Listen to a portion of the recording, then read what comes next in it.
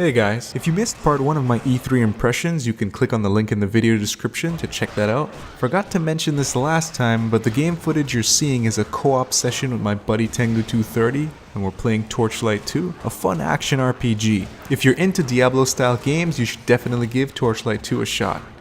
Now, continuing my E3 game coverage, I thought Battlefield Hardline looked okay if it was Battlefield 4 DLC. Although Rainbow Six's destructible environments and gameplay captured my attention far more, I was surprised to see a Call of Duty game with some impressive graphics like when Modern Warfare was first introduced, but the shooter I'm looking forward to playing the most is Platoon on the Wii U. It's a third-person, online multiplayer paintball gun ink shooter where your team is trying to cover more of the game's map with your team's ink than the opposing team to win.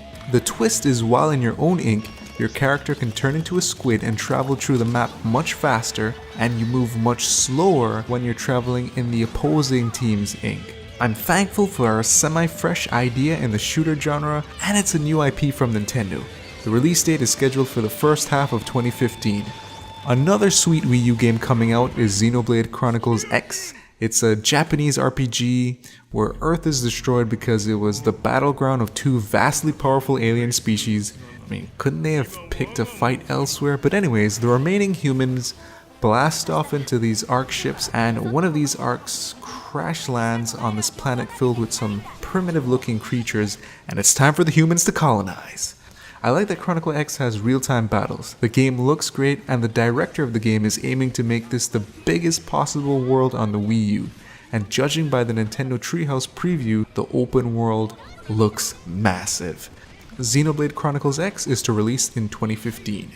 A non-Nintendo game I'm interested in seeing how it progresses is No Man's Sky, which is dubbed as an Infinity game by its developers Hello Games.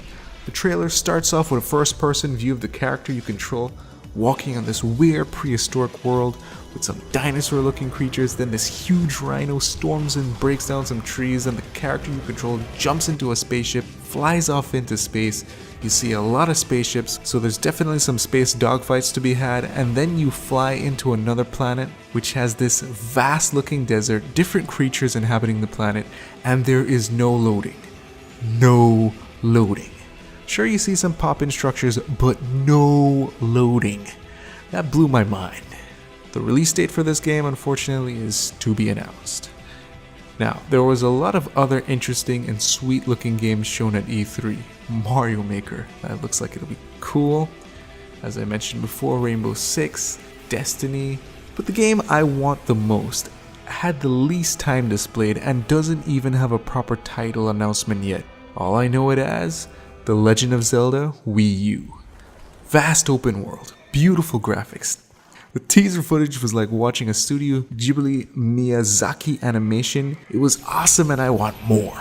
I'm more than likely going to buy this game when it comes out next year as a day one purchase. Now, you know what was the most interesting part of E3 for me? It wasn't the games, it was actually Nintendo Direct and Nintendo Treehouse. First off, the Nintendo Direct was short and to the point. A lot less airtime than the Microsoft and especially Sony's conference, but a lot more engaging for me.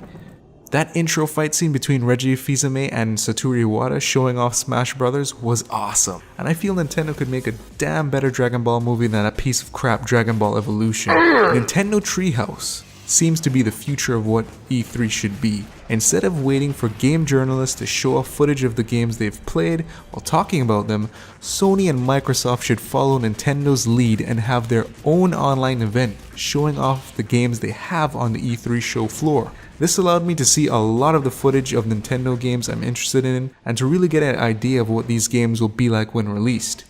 For instance, I was only mildly intrigued by Xenoblade Chronicle X. But after almost 40 minutes of gameplay shown via the Nintendo Treehouse event, I want to own this game.